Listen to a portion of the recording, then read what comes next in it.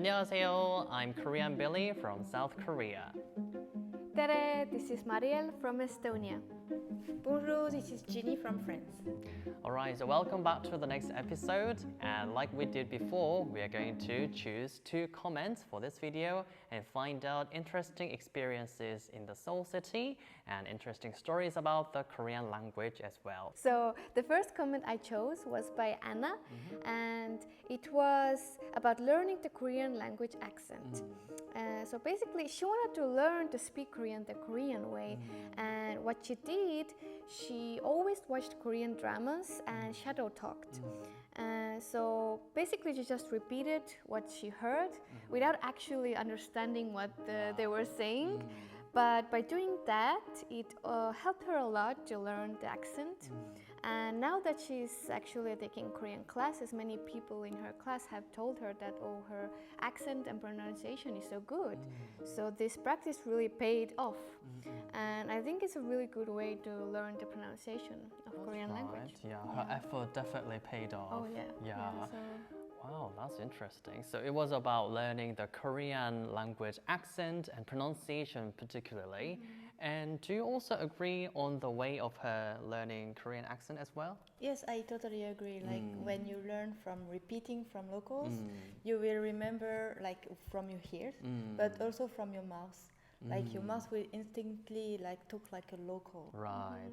So we definitely need like a bit of like training as well. Yeah, to getting used to like speaking the Korean pronunciation as well.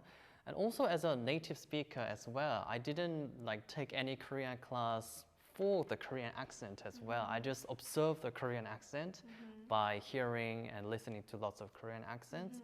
So I think her way of learning the Korean accent is very good as well.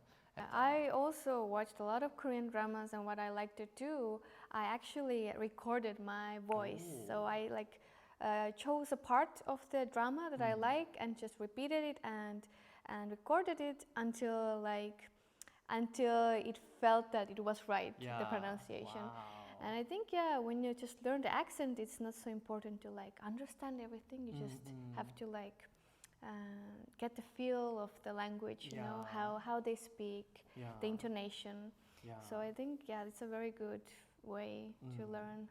Because like Korean accent, when you are good at the Korean pronunciation and accent, it really sounds fluent. Yeah, Korean, right? Yeah, even if it's like your grammatical or like everything you say is not grammatically correct, it's if you're like fluent, if the pronunciation is good, people will. It sounds very good.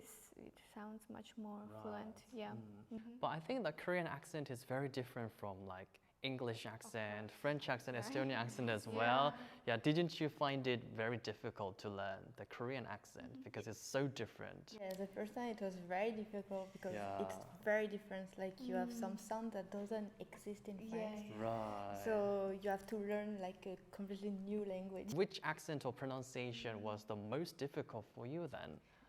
For Estonia, we have the U sound, so it's it the was same. okay for it's you. the same.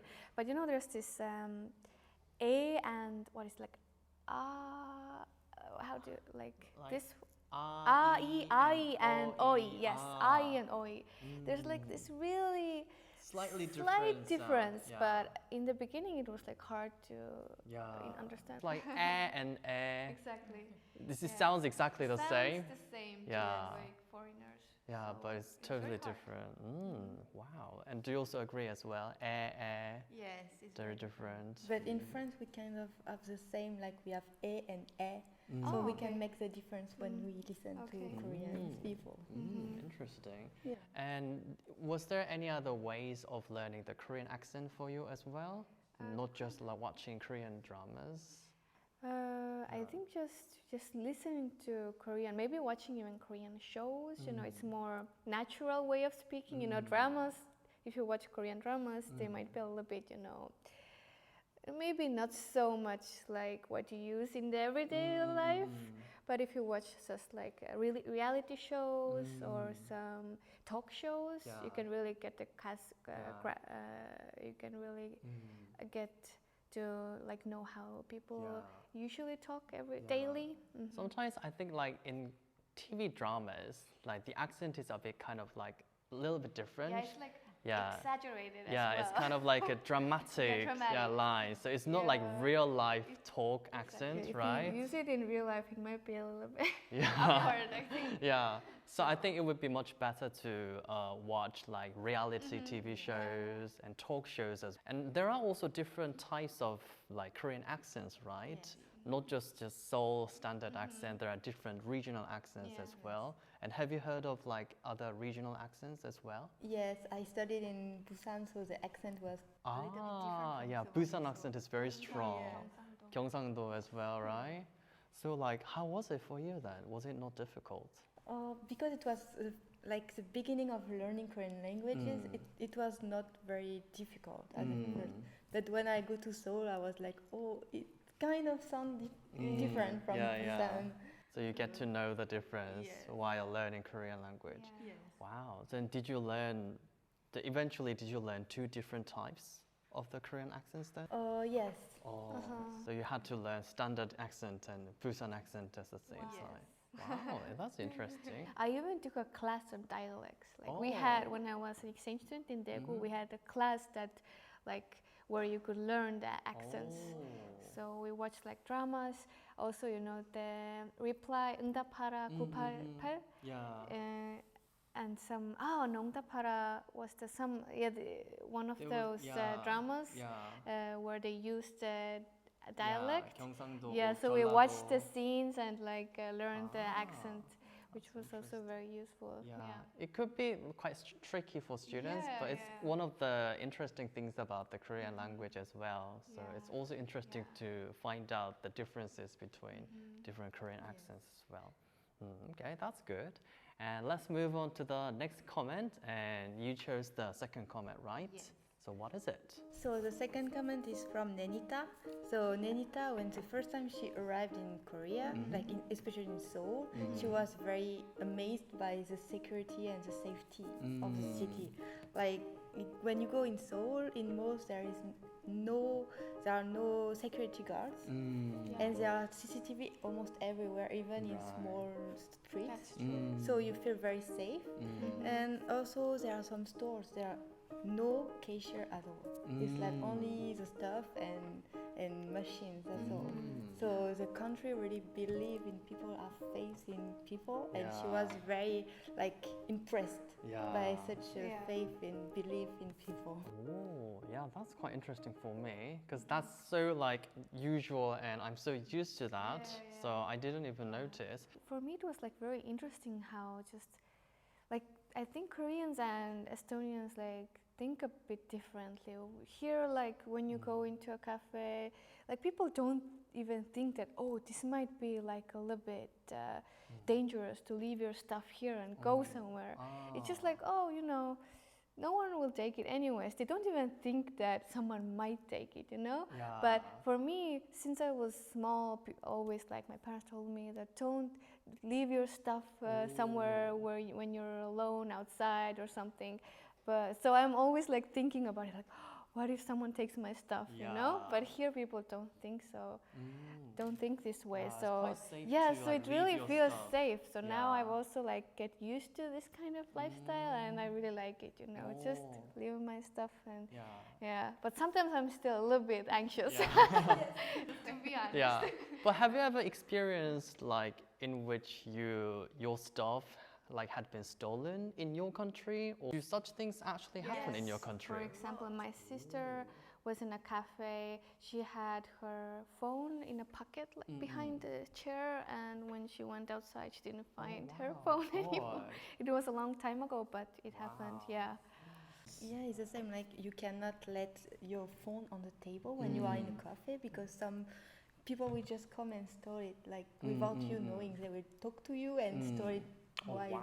So you That's really have to surprising. like, be careful. Yeah, I think Korean people would never know that would happen. So people would just leave their stuff when they are in a foreign country and get stolen. Wow, that's different. I think that's partially thanks to lots of like CCTVs everywhere in a cafe, because there are lots of CCTVs almost every store and every cafe. People know that CCTV is now watching us and observing us, so there's no thieves as well.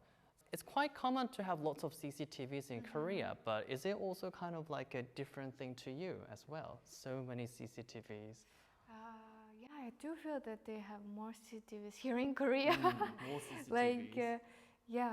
In France, like you cannot You can see, see a them, lot. like, on yeah, every corner. everywhere. yeah. Sometimes it's even scary. Yeah, it's being observed Yeah. everywhere. One time I dropped my ID card, Korean ID card, and then I checked online the lost and found website, and I found my name there, and someone actually left it at the police station, so I could get it. So I think this kind of thing is very convenient. Like many people just go and give it to the police office or somewhere. Yeah, so you can find your lost stuff very easily, which is very nice. And on the internet, you can see a lot of videos of people like they make the money fall down on the ground, and Korean people will just give them the money. And it happened to me. Oh, like really? with my credit card, it just fall on the ground, and suddenly someone just ran after me and give it It back. has happened to me as well on the subway. I went off the subway and someone threw it to me. Yeah. Like he was in the subway station. I went outside and was like, "Hey, your ID card is here." Oh, wow. People are very That's very nice yeah. of them. Wow, yeah, that's a rare thing, I guess. Yeah. So that kind of shows how safe and how secured life in Korea is.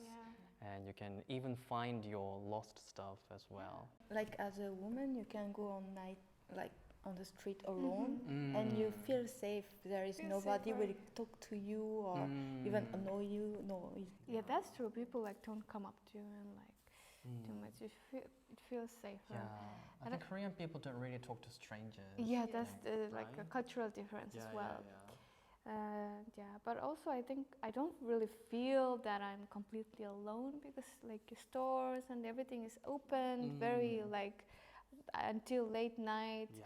So when you're outside, there are also people around you, Yeah. even during the late night. Yeah. Sometimes when I traveled in a European country, when I kind of went out for a walk at a midnight, it's complete dark sometimes. Yes, exactly. But in Korea, yeah, even at 2 a.m. in the morning, Yeah, it's maybe still someone busy. gets a delivery, Yeah. food delivery or Yeah, something. motorcycles everywhere, food delivery going on. And there are lots of 24-hour stores and convenience stores as well. So you don't really feel scary, walking around at this late time. I think I never felt that kind of feeling that it's so scary to at the walk. nighttime? Yeah, I've never felt that here.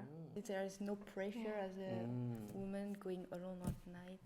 It's very nice. Yeah, so we can say that it's quite also safe and you feel secured in the Seoul city as well. That is a good thing as well. Okay, so for this episode, we've been talking about the Korean language accent and how safe and secured the Seoul city is. So we talked about the comment from Anna and Anita, right? Thank you very much for your comments, and thank you for everyone who left your comments and talked about your story as well. So like we did, we are going to come back with the next episode, so please stay tuned, and I'm gonna come back to you guys with the next video. I'll see you guys next time. 안녕. Bye.